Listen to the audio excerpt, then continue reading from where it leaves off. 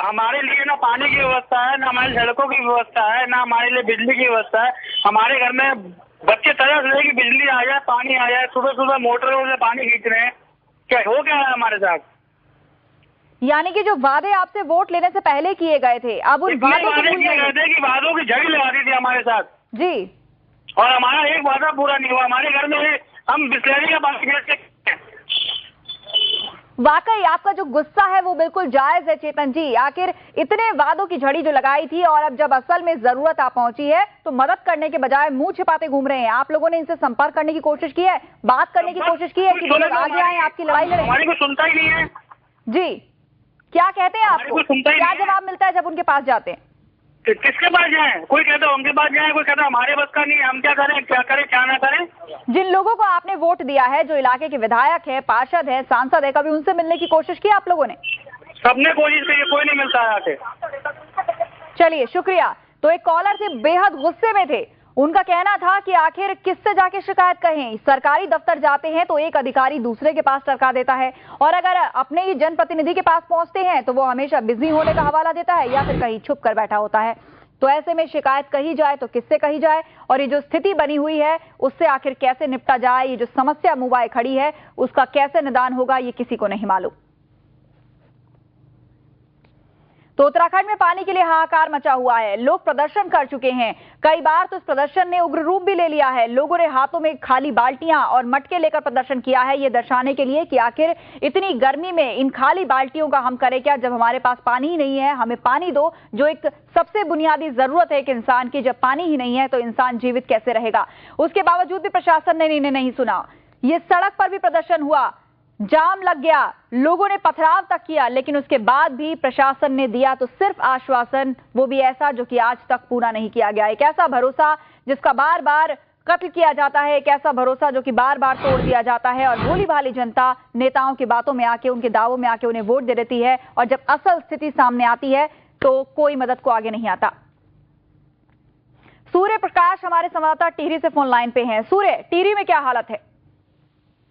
जी मैं बताना चाहूँगा जो टिहरी में अभी कई विधानसभा 6 विधानसभा आते हैं। हाँ, प्रताप नगर और नैन नगर और दीपप्रयाग में इसमें पानी की हालत जो है अभी बदस्तूर जारी है। जो पहाड़ी इलाके हैं वहाँ पे पानी की बहुत कमी है और जल स्रोत सूख चुके हैं। लगातार जंगलों में लग रहे आग से जल स्रोत सारे सूख चुके हैं और जिससे कि जल संस्थान भी नाकाम हो रहा है पानी देने में।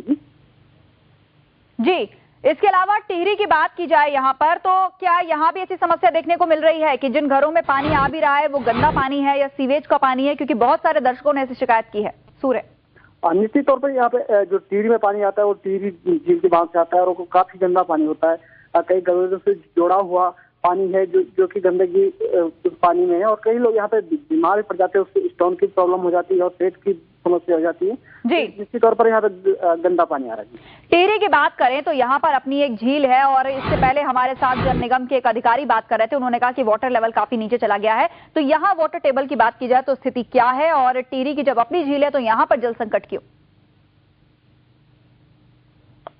सूर्य, अब तक आवाज पहुंच रही है? जी सूर्य, टिहरी में अपनी झील है, यहाँ पर वाटर टेबल का क्या हालत है? यहाँ पर अधिकारी क्या कहते हैं कि जब झील होने के बावजूद यहाँ की जल जरूरत क्यों नहीं पूरी हो पाती? दरअसल इसमें पानी की बहुत जरूरत पड़ती है गर्मियों के सीजन में और इसमें जो वाटर लेवल जो टिहरी वहाँ की झील से छोड़ा जाता है उसमें कम पानी छोड़ा जाता है, जिससे कि पूरा पानी नहीं आ पाता है और वहाँ से जो पंपिंग होती है उससे कम पानी होता है। इससे कम पानी दिया जाता है हर पूरे टिहरी में और जिससे कि गंदगी भी इस पानी में आती है। जी चलिए, बहुत बहुत शुक्रिया सूर्य तमाम बातचीत के लिए। तो टिहरी में भी कमोबेश हालत वैसी ही है और वो भी तब जब वहां पर तो उसकी अपनी झील है और आसपास के इलाकों की जरूरत पूरा करता है टिहरी और खुद ही प्यासा रह जाता है। तो ऐसे में प्रशासनिक अधिकारियों की उस तमाम प्रणाली पर भी सवाल उठ रहे हैं कि आखिर एक ऐसा इलाका जो कि दूसरों की जल जरूरत पूरी करता है वो खुद प्यासा क्यों है। तो देवभूमि में पानी की ये हालत है, 4 धाम की यात्रा चल रही है, जगह जगह पर गर्मी बढ़ती ही जा रही है। देहरादून जैसे शहरों में टेम्परेचर 40 के पार पहुंच चुका है। पानी की सबसे ज्यादा जरूरत इस वक्त लोगों के है और वही उन्हें मुहैया नहीं हो पा रहा। पानी इस वक्त रुला रहा है, आंसू निकाल रहा है। जहां आता भी है तो वहां गंदा पानी आता है। देश भर से लोग इस वक्त उत्तराखंड में पहुंचे हुए हैं, अलग अलग जगहों पर ठहरे हुए हैं। कई तरह की यात्राएं यहाँ पर चल रही हैं, जिसमें सबसे विशेष है 4 धाम यात्रा। सोचिए जरा कि यहाँ रहने वाले लोगों की हालत है, तो जो पर्यटक आए हुए हैं उनके लिए जो बड़े बड़े इंतजामों के दावे किए गए थे, उसकी भी पोल यहाँ पर खुल गई है। तस्वीरों के माध्यम से हम आपको दिखा रहे हैं कि कैसे यहाँ पर पानी जो है किसी जहर से कम नहीं है, और ये जहर रोजाना यहाँ की जनता पी रही है, क्योंकि वो इसे पीने को मजबूर है। प्यासा नहीं रहा जा सकता, जल के अभाव में दम नहीं तोड़ा जा सकता। खुद भी पी रहे हैं और बच्चों को भी पिलाने के लिए मजबूर हैं। तो स्थिति बिल्कुल वैसी है जैसे एक तरफ कुआं और दूसरी तरफ खाई, या तो प्यास से मरे या फिर गंदा पानी पीकर मरे।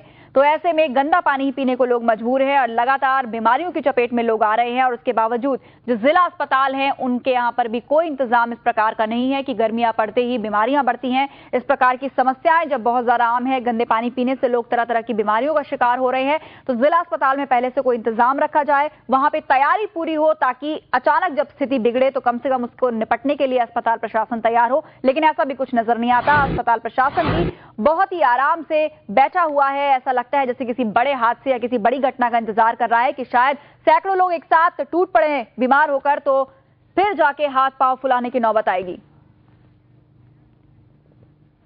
तो पूरे उत्तराखंड में क्या स्थिति है? हर साल यहां जल संकट होता है, फिर भी स्थिति जस की तस क्यों है? अभिषेक सिन्हा हमारे साथ फोन लाइन पे है, हमारे देहरादून संवाददाता। अभिषेक, गर्मी आते ही जल संकट बढ़ता है, सब जानते हैं, लेकिन तैयारी क्यों नहीं हो पाती पहले से? देखिए आस्था, अभी जैसे कि जल संकट बढ़ा है, गर्मी की दस्तक शुरू हो गई है। गर्मी का स्तर जो इस बार है वो 40 से ऊपर है। पहाड़ों की भी अगर हम बात करते हैं तो पहाड़ों में भी गर्मी का स्तर बहुत ज्यादा बढ़ चुका है। अगर हम इनके अभी मेरी जैसे बात हुई, पेयजल मंत्री हैं, मंत्री प्रसाद नैथानी हैं, उनका सीधे तौर पे कहना है कि जो संकट बढ़ रहा है, पानी का स्तर घट रहा है, जिसकी वजह से संकट बढ़ रहा है। और जहाँ दूरस्थ इलाकों में जहां पानी का टैंकर पहुंचने चाहिए वहां नहीं पहुंच पा रहे हैं। उसकी सबसे बड़ी वजह यह है कि जहां तक सड़कें हैं वहां तक टैंकर पहुंच जाते हैं, और बाकी जहां सड़कें नहीं है वहां नहीं पहुंच पाते हैं। ये उन्होंने जो दलील ये दी है। और बाकी उनसे जब हमारी बात हुई कि आखिर ये संकट चलने के बावजूद आपने क्यों आगे कार्रवाई क्यों नहीं कर रहे हैं, तो उनका सीधे तौर पर यही कहना था कि हम लोगों ने डेंजर जोन निर्धारित किए हैं और 60+40 का रेशियो हमने बनाया है। 60 डेंजर जोन हमने बनाए हैं इस पूरे प्रदेश में, जिसमें पिथौरागढ़ हुआ, अल्मोड़ा के दूरस्थ इलाके हुए, डामटा हुआ उत्तरकाशी का, और डामटा के पास गंगोत्री के पास उन्होंने बताया। तो ऐसे उन्होंने 60% उन्होंने इलाकों को डेंजर जोन में कर लिया है और उसके लिए पुख्ता काम करने की बात कह रहे हैं। लेकिन आपका यहाँ ये देखने वाली बात ये होगी कि ये अमली दामद कब पहना जाता है और कब पानी के संकट से उबार पाती है जनता को, क्योंकि जनता इस समय गर्मी और प्लस पानी और बिजली से बहुत त्राही मची हुई है इस समय उत्तराखंड में। और सभी लोग इतने ज्यादा परेशान हैं पानी के संकट से कि महिलाएं अपने घर का काम नहीं कर पा रही है, बच्चों को पानी नहीं मिल पा रहा है, जिसकी वजह से खासी दिक्कत में है इस समय उत्तराखंड। जी, अगर पहाड़ी और मैदानी इलाकों की बात की जाए तो समस्या किस तरफ सबसे ज्यादा दिखती है और तैयारी की कमी किस तरफ सबसे ज्यादा है? देखिए, अगर पहाड़ी और मैदानी की बात करते हैं तो जैसे मैंने बताया, अभी सरकार ने 60+40 जो रेशियो किया है, 40% मैदानी इलाकों को रखा है। लेकिन मैदानी ये जो उनकी दलील है, मुझे लगता है कि देहरादून या हरिद्वार या उधम सिंह नगर में अगर हम बात करते हैं तो यहाँ पे भी पानी का संकट घोर मचा हुआ है। काशीपुर में अगर हम बात करते हैं तो काशीपुर में भी जो जल संस्थान है वो अपना काम नहीं कर पा रहे हैं, जो कि प्राइवेट संस्थान जिन पर हावी होते दिखाई दे रहे हैं। जो नगर पालिका है वो पूरी तरह से कहा जाए कि बिल्कुल ठप पड़ी हुई है, जिसकी वजह से संकट गहराता जा रहा है। और पानी की जो क्षमताएं हैं, जैसा हमने पहले भी दिखाया था, बिल्कुल जी जितना पानी मिलता है उससे ज्यादा हमें सरकार देती है, लेकिन वो पानी जाता कहाँ है, वो पानी के टैंकर कहाँ जाते हैं, इस सबको भी देखना जरूरी होगा कि अगर सरकार कुछ वैकल्पिक इंतजाम करती भी है तो कहीं वो कालाबाजारी की भेंट तो नहीं चढ़ जाते, या फिर किसी सियासी या फिर किसी प्रशासनिक साठगांठ की वजह से उनकी किसी प्रकार की कालाबाजारी तो नहीं हो रही। बहुत बहुत शुक्रिया अभिषेक तमाम बातचीत के लिए। तो हमने आपको दिखाई उत्तराखंड की वो तस्वीर जो वाकई दिल दहला देने वाली है। बढ़ती गर्मी है, उसमें लोगों को पानी की एक बूंद तक मैसर नहीं है, और उसके अलावा जहां पानी आता भी है तो वो गटर का पानी होता है। इसी के साथ इस खास रिपोर्ट में इतना ही। एक छोटे से ब्रेक के लिए रुकेंगे, लेकिन ब्रेक के उस पार देखना ना भूलिए कि एक माँ अपने बेटे के लिए मौत क्यों मांग रही है।